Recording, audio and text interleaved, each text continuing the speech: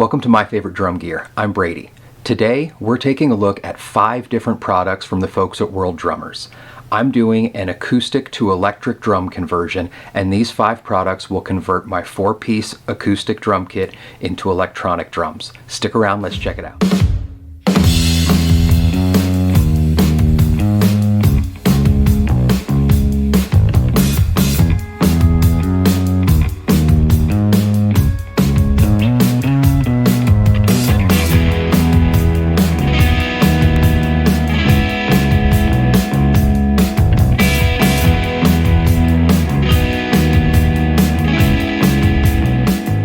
So not too long ago, I was having a conversation with the folks at worldrummers.com about one of their products, and one thing led to another, and we discussed the possibility of working together to do an acoustic to electric drum conversion. Let me start off by saying there are probably cheaper ways to do it. If folks are well versed in electronics and soldering and piezo pickups and all those things, I'm sure that this is not the most budget-friendly way to do it, but when you compare it to some of the other brands' internal triggering, this is definitely not the most expensive way to do it either. So my discussion with the folks at World Drummers was about trying to find the simplest way to do an internal acoustic to electric conversion. Now, I had a drum kit laying around that I had assembled from random pieces and parts about 10 or 12 years ago. This kit's been sitting in a closet, and I thought it would be the perfect candidate for a conversion. So the way this video is going to work is I've got 5 products. I've got rubberized rims to go around the snare drum and the mounted toms. I've got mesh heads to go on the snare drum and mounted toms. I've got internal triggers for both toms. I've got a UFO plate which will install into the snare drum, and I've got an electronic bass drum head that will go ahead and just install on the bass drum. Now, I'm going to review these products one at a time, so if you're interested in the entire line that I'm looking at today, just keep watching. But if there's a specific product that you think you might want to learn more about, feel free to use the chapter search in the comments below. Of course, this is when I ask you to like and subscribe. It helps me out, and it'll help you out by letting you know every time I put out a new video. So let's get started. The first thing we're going to look at is the mesh heads.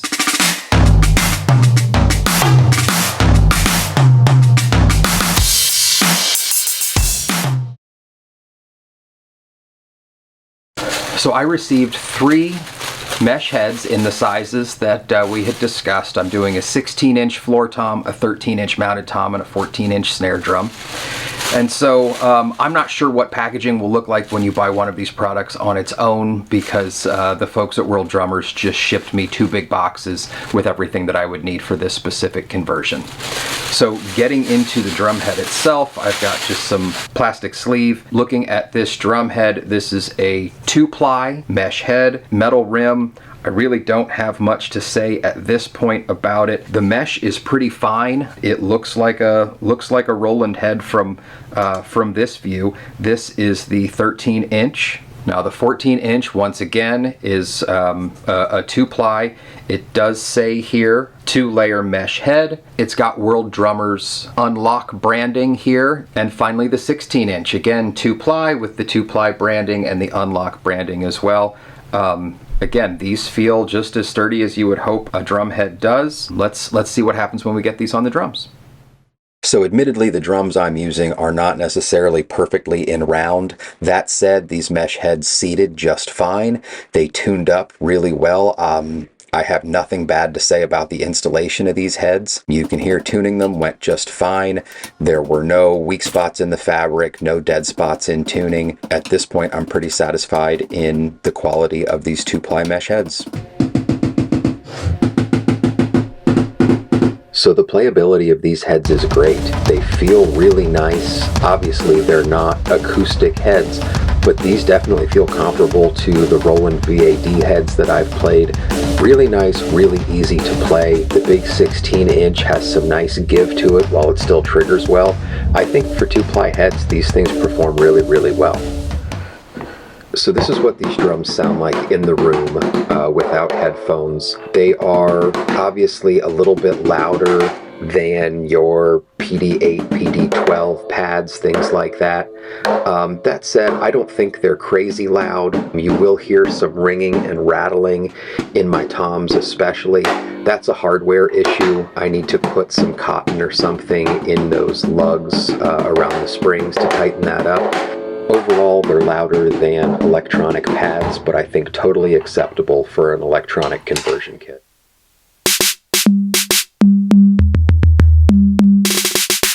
World Drummers sent me these rubberized rims to go over my drum rims because the triggers that they sent are all 2-zone triggers. And so we'll see what happens when we get these on, and hopefully everything will work. This looks to be, not sure if you can tell, but this is not black in color, it's a dark gray. And the way that these look to be put together is just a single long piece of this kind of, flanged or turned over rubber. And then when they get to the length they want, if you can see there, is a tiny cut here, so they'll just cut it to length, and then it looks like either glue or really probably melt these together to make one solid part. It feels pretty much just as sturdy at the joint as it does everywhere else. These are a little bit flimsy. I know I've used some Pintec rims before that were a lot stiffer than this. These feel a little thinner, which hopefully means that I can actually get to the tension rods of the drums. I have some problems with that with thicker rims. That said, we'll see how these hold up. Here's the 16-inch. And then I guess the 14-inch and the 13-inch, and they're all, as I said, identical. They all have this seam, and they're all in just a dark, almost charcoal gray.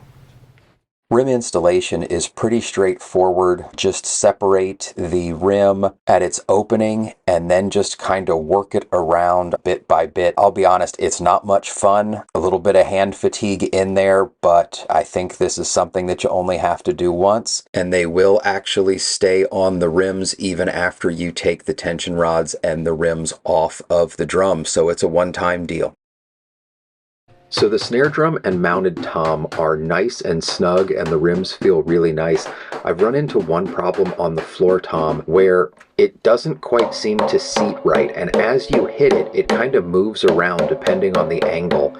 It just feels a little squishy and doesn't quite feel like it'll seat right. I've tried a couple times and I just can't get it to fit the way I want.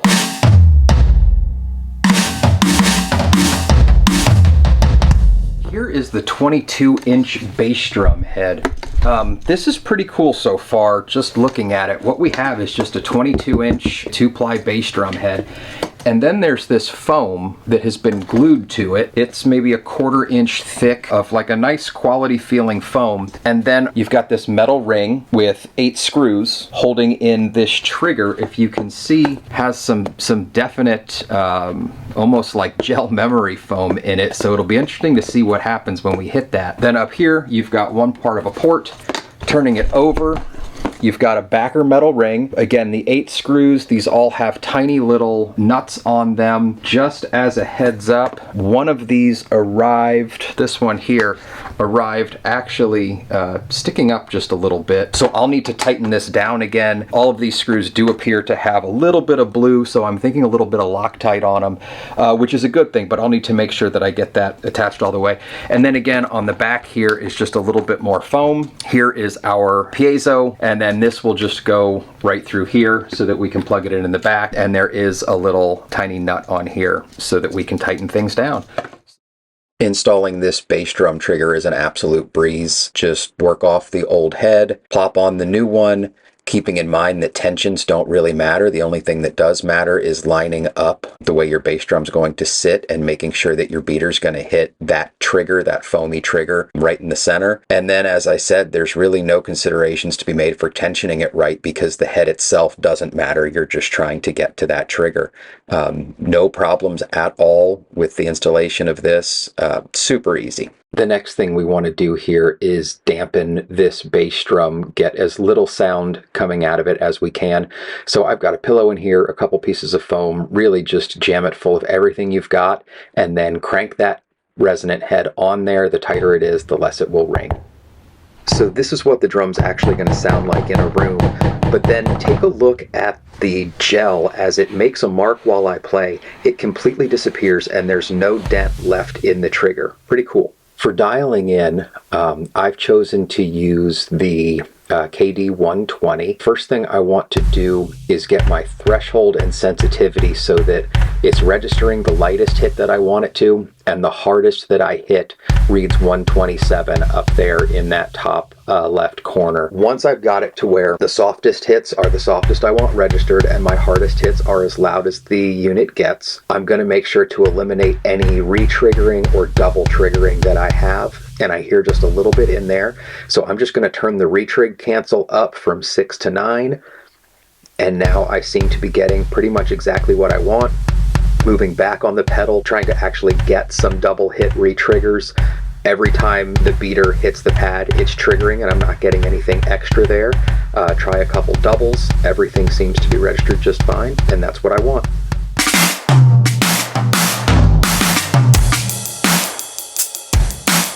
Taking a look now at the UFO plate. Now this is for a 14-inch drum. This plate is to sit right inside the shell, and then you put the rim on top of it. Now this has 4 different pickups for the snare, and that's meant to reduce or eliminate hot spotting. There is a little bit of assembly, it looks like, required. What they've sent is this part that drops in. This is going to go through the shell and allow me to plug an input in. And then I've got this little baggie with goodies. This looks like just a piece of tape. Here we have an additional piezo with, it looks like, a little bit of adhesive here around the end, and an input. That, I believe, is going to plug in to this input on the jack, and then this will attach to the side of the drum to pick up my rim triggers. Next, I've got 3 pieces of foam with adhesive, and those are going to go here on top of these piezos. I'm guessing that that was just done to keep things safe during shipping. Then finally we have this small branded faceplate that's going to go on the outside of the drum to make a nice housing for our input cable. Let's see what this looks like as far as installation goes. So for installation, we're going to just peel and stick these 3 small foam pieces on top of our piezo pickups. Now, keeping in mind that you don't need snares on these snare drums, I'm going to remove the snare strainer and butt plate. It's just an extra thing that gets in the way and adds weight, so there's really no reason for them to be on there in the first place.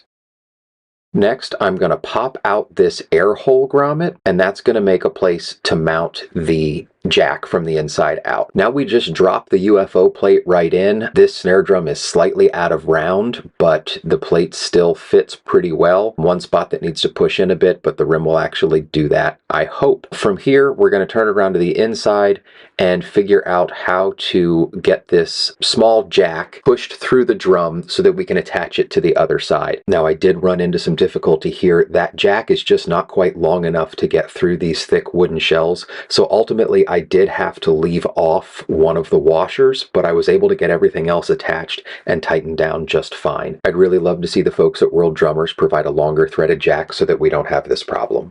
From here, we'll put the head on so that the UFO plate is secured, and then we're just going to screw in that face plate, put the nuts on the back and get them nice and tight.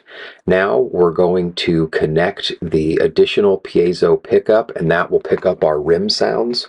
We're going to do that just by peeling and sticking. Make sure that you have enough cable to actually plug it in over by the jack. So once that is done, we will plug it in, and then finally we'll just put that piece of black tape that comes right on top to keep everything from jiggling around or coming loose.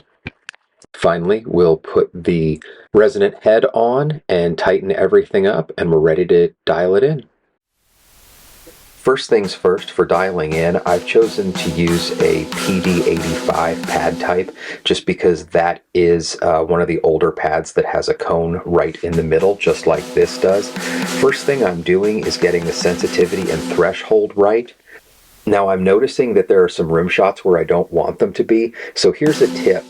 Disconnect your head and rim, and then change your rim sound to something very obvious like a cowbell. And now, if you have an accidental rim trigger, you're definitely going to know, and it will be unmistakable. So now I'm going to try to get rid of that rim triggering. I'm going to go into my advanced settings, hit rim, and now I'm going to come down to the head rim adjust and crank that up a little bit. The hope is to get it right there so that we can get rid of that cowbell sound, that rim shot sound happening. So I'm going to crank it up a little bit more, starting to get there. And if I crank it up just a tiny bit more, we've now dialed out the rim shot, and so when I hit the head, I'm getting nothing but the sound of the head. From here, I'm adjusting the rim gain. What I want is the rim to register as loud as the head does with a strike of equal velocity. So that'll be sure that a hard rim shot is hard and a soft rim shot is soft. Testing now for hot spotting. There's definitely a hot spot right in the center of the drum where that big foam cone is, which makes me wonder what those other 3 pickups are actually doing.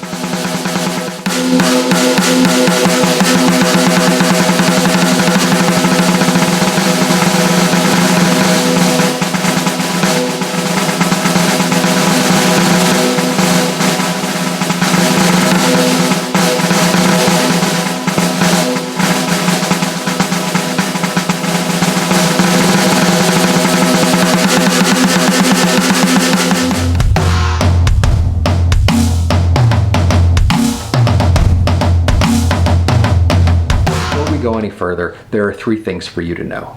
First, I am showing you what this acoustic to electric conversion should have looked like. Now, if you stick around till the end of the video, you'll see that I ran into some problems, and I'll show those only at the end because they were my problems, not problems with the equipment that World Drummers sent to me. The drums that I used for this conversion were bottom of the barrel junk. As such, they had some things that they were doing with these Japanese stencil kits in the 60s and 70s that they don't do with drums anymore. So if you have, I'd say, an 80s or later drum kit that you're looking to convert, you're probably not going to run into the problems that I had. That said, stick around to the end of the video and just give a glimpse if you're thinking about buying, especially the internal triggers. That leads to the second thing that you should know. These internal triggers attach to the inside of your drum, and they have a 1/4 inch jack here. This has to plug in, obviously, to your module. So how do you do that? You have 2 options. The first is to buy some products and put together an internal jack on your own. Now, I'll show you the 2 products, actually 3 products that I bought, but what you need is a 1/4 inch stereo barrel jack and some length of TRS cable. Now what you're going to do, and I'll show this in a bit, is solder, hopefully, this together so that you've got a single cable. Now keep in mind that the drum is going to be between this, so you need to feed this through, solder things on, and then this can plug in to the trigger on the inside of your drum. Now that is an added cost. If you're not good at soldering, or if you haven't soldered before, this process gets a little bit more involved and a little bit more difficult. That said, it's not cost prohibitive even if you were to go out and buy a soldering gun.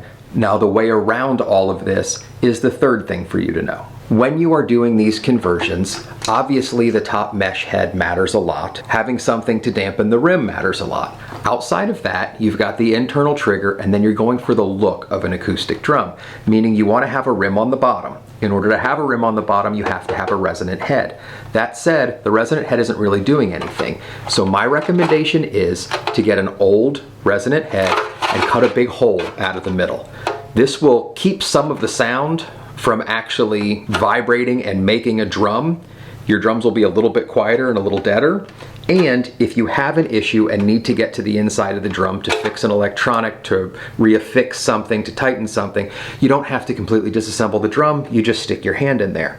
Again, when we're talking about these internal triggers that attach to the inside, if you don't want to go about putting a hole in the drum, running a cable, installing a barrel jack, soldering the whole thing, if you've got an open resonant head, you can just plug the cable in and feed it out through the bottom of the internal triggers for the toms. Very interested to see how these work. They are just a small plastic housing with a piezo and a piece of foam here on top. 4 holes for mounting into the drum, some adhesive on the back, and your jack right here. Now I'm told these are 2-zone, so I'm interested to see exactly how that works. We just have, a very basic setup, it looks like, with the foam. I might take one of these apart and just take a look inside real quick. Okay, so I found my screwdriver, and if we just real quick remove these screws and take a look inside here, you will see on the inside there's a piezo pickup put on the bottom. So we have one pickup here to pick up the head, and then we have one on the bottom of this unit. Usually they'd be mounted to the side. That said, if the whole unit's mounted to the side, it'll all shake. We'll see how this works, but this is in fact a dual trigger. So let's see what happens about getting this mounted and find out how it works. The first thing we need to do is remove the grommet around the air hole. If you're going to drill your own hole, you don't need to do this. I did, and then of course the hole wasn't big enough, so using a step bit in a drill, I drilled a hole and made sure that my barrel jack was going to fit. Now here's the other barrel jack that I chose to use. After dry fitting, I fed the TRS cable through the drum from the inside out, so that when I assemble everything, it can slide right back in. Make sure that you thread your lock nuts and whatnot on if you're doing this method. You obviously can't put them on after everything has been soldered together. From there, it's a pretty quick and easy soldering job. I would note that if you're using the same items that I bought from Amazon, you have a 3-post barrel jack. The shortest one takes the red wire, the middle one takes the yellow wire, and the longest is black. So after everything's soldered together, we'll put this all back together. And then again, with this barrel jack, I did have 3 small screws to actually attach things. It's possible that if you use the other one or a different jack, you've got washers and nuts and lock washers instead of this way. I do like the way this one looks though. From here, we actually put the mesh head on, and that will help us know exactly where to seat our internal trigger. The internal trigger is going to sit right inside the shell and just kind of push gently up against that underside of the mesh head. So installation is really easy. All we're going to do is peel off the adhesive, get it about where you want it tension-wise on the head, and then just slide it right down. And it is forgiving enough that if you don't get it right where you want it, but don't push on it, but if you don't get it right where you want it, you can readjust. And then once you've got that trigger where you want it, push down, and at that point it's already pretty stable.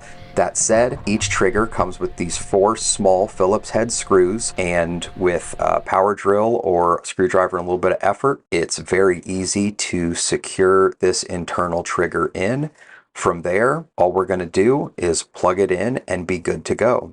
Now, once again, if you followed my suggestion about cutting a hole, of course, if you followed my suggestion about cutting a hole in your resonant head, you can skip half these steps, just mount your cable and feed the cord through the bottom.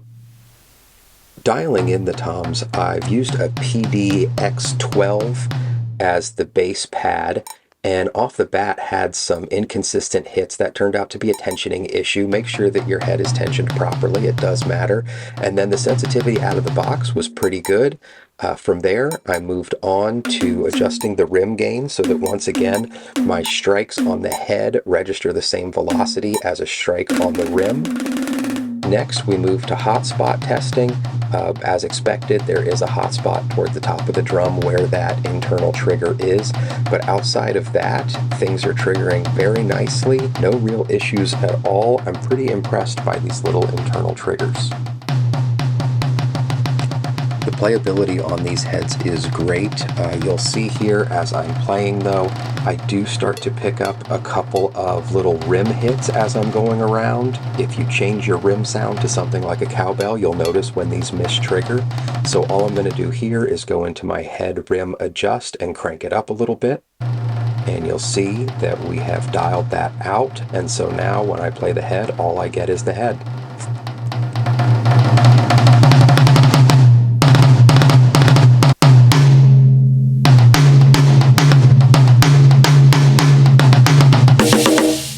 dialing in that big 16-inch floor tom is pretty much the same story. I'm going to adjust the sensitivity to get my loudest hits as loud as I want and my soft hits coming through just fine. From there, we're going to adjust our rim gain once again so that our head strikes and rim strikes register at the same velocity when they're struck with the same velocity. And then going around a hotspot test, I am immediately noticing some rim triggers when that should be head triggers. And so I'm going to adjust the head rim adjust to try to dial those out. Now that worked pretty well, but I did notice this area all the way over here on the side of the drum. When played at a medium velocity, it's triggering. And so I chased this head rim adjust all over the place, cranked it almost all the way up, worked my way back down when I realized that now my rim was not actually triggering when I wanted it to, and really had a hard time dialing this in.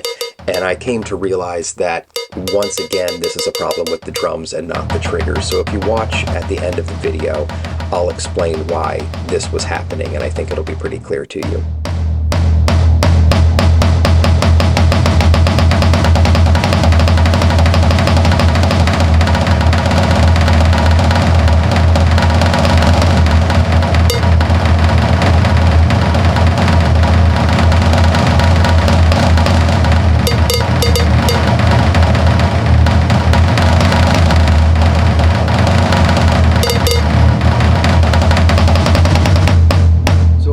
Thoughts and what do I think? Let's take these one at a time. The UFO plate, the 14-inch snare drop-in plate. The actual triggers themselves, I think, work fine. The plate fit in very nicely, even though my snare drum was just a tiny bit warped out around. The one thing I don't love about it is that jack that goes into the side of the drum so that you can pop out the other side. It's just a little bit short. And again, the drums I'm using are the outlier, especially if you're using a metal drum. The shell of your drum is going to be pretty thin. These are old, warped, Japanese, who knows what wood. So my shells were a little bit thicker than normal, and as a result, I had a hard time getting enough purchase to get all of the hardware on there to get that tight. Outside of that single issue, I think that the UFO plate is awesome. I was a little surprised that with 4 separate pickups on it, it still had that main cone in the center, still had a hotspot. That said, I've always said that as long as you know where the hotspot is and it's reliable, you can work with it. And for a snare drum, I think the center of the drum is the perfect place for a hotspot, because that on an acoustic drum is the loudest spot. You hit that when you want the loudest sound. So for the 14-inch UFO plate, I think that's probably a 4 out of 5 for me. If that jack extended just a little bit more and was a little bit easier to put in there, I think it'd be a 5 out of 5. This is a great option to not have to do really anything permanent on your drum and be able to have an internal trigger that just drops right in. Next, we'll go to the internal triggers that I used for my toms. I was really impressed by these. They're like 25 bucks a piece. Having this adhesive here on the inside, you just peel, stick it where you want, put those screws in for added stability, and especially if you've got the middle of your resonant head cut out, you are good to go. On top of that, I think you could probably leave these in and put an acoustic head on, and these would not act as significant dampening. You could almost certainly use these for a hybrid setup. I do wish that they would include some kind of internal mechanism similar to what they have on the UFO plate. I think just a barrel jack on one side, a 1/4 inch on the other, and then a cable with a small breakable connection in there, so you could feed one in one side, plug one in the other, and connect the whole thing. If that added even 10 bucks to this cost, at 35 bucks for a full internal trigger, I think that would be worth it. I was really impressed with that second piezo pickup being put in the bottom of this, how well the whole thing reacts. The only real false triggering issue that I had is on my big 16-inch floor tom. That said, these 2-zone internal triggers to me gotta be a 4.5 out of 5. And if they included a jack, even if that raised the price, that would hit a 5 out of 5 for me. Really impressed with how these little tiny guys trigger. Moving next to the 22-inch bass drum. I like this one too. Its responsiveness is great, And that kind of gel memory foam stuff, whatever is in that little circle where your beater is actually hitting, continues to come back to its shape. If you pick up a Roland Tower bass drum pad, after the first day, you're going to see that you've started to dent that foam. I think this is a great solution. I'm very interested to see how it holds up in the long term. I will say now, I do not play but double bass. I don't have a double bass pedal. I can't test out its capabilities at double bass. If you've got one of these, if you play double bass and have one of these World Drummers bass drum pads, send me a comment, shoot me a message, let me know how it performs at double bass speeds. And I will post in the comments, I'm gonna put a message out to the folks in World Drummers and ask if they have tested this with a felt beater. We know that felt beaters can cause havoc on mesh heads, so we'll see if they've tested it so that I don't have to risk ruining this head. For ease of installation, for triggering ability, and for the overall feel, that bass drum head gets a 5 out of 5 from me. Moving on to the next component, the mesh heads. These are 2-ply mesh heads. I like the weave of the mesh. It's nice and tight. These feel comparable to the Roland mesh heads that I've used. I think they're absolutely solid and they're awfully affordable. Again, we'll see about long-term durability, but I've cranked these up, I've loosened them a little bit, I've cranked them tight again, and they're holding up just fine. There's no ripples, there's no place where the fabric feels like it shouldn't. And so these mesh heads, for 2-ply mesh heads, I'm gonna give them 5 out of 5 too. Now we move on to the rims. Of the 5 pieces that I got, I would say that the rims are the weak part. They're a pain to put on, but all rubberized rim protectors, or whatever we're calling these, are a pain to put on if they're gonna be worthwhile. While the snare drum and mounted tom worked well, the floor tom I can't seem to get seated just right, and as I hit it, I watch the rubber rims kind of move around a little bit depending on the angle of the stick where it hits the rim. Does it affect playability? Probably not, but to me it almost feels a little squishy. When you hit a rim, if you're doing a rim shot or playing on a rim, you know, you're used to that being a very hard surface. You want it not really to have give, and these kind of feel like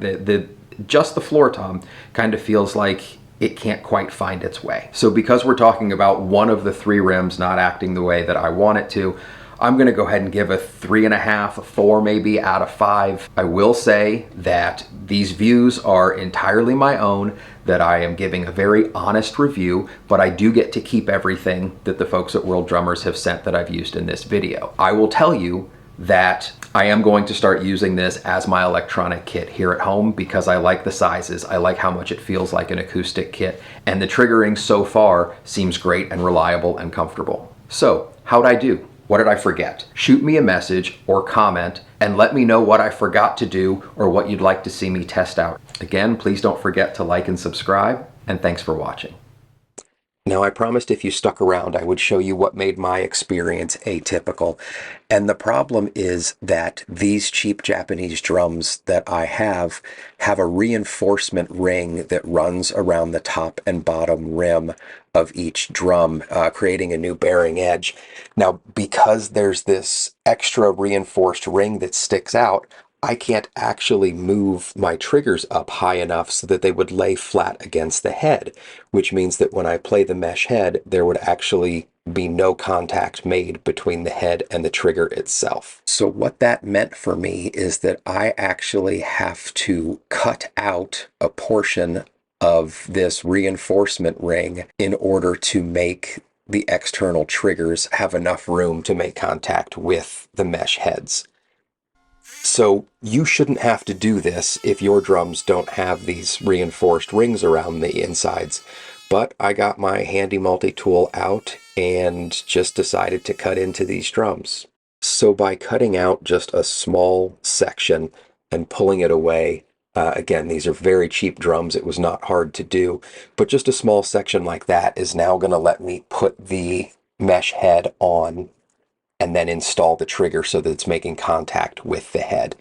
Again, this is not the average user experience. This has nothing to do with the product. This was with the drums that I chose to use. So once that ring was cut away, I find that these triggers will install just fine as they're supposed to. Now, once again, here's on the floor tom.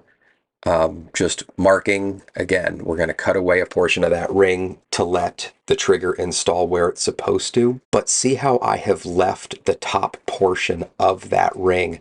What that means is when I play close to the edge, it's actually exerting a lot of force onto the shell of the drum as opposed to on the internal piezo pickup. That's why when I was trying to dial in my floor tom, I kept having that one area where the rim was triggering even though I was playing the head. It's because of this reinforced ring and because so much force was ending up transferred to the shell as opposed to the mesh head. So if you're thinking about going through one of these acoustic to electronic conversions with these or any other products, make sure you take a good look at the drums you're using ahead of time to make sure that the products are actually going to work. With the changes I've made, I'm very, very happy with all of the products I've reviewed. Again, thanks for watching.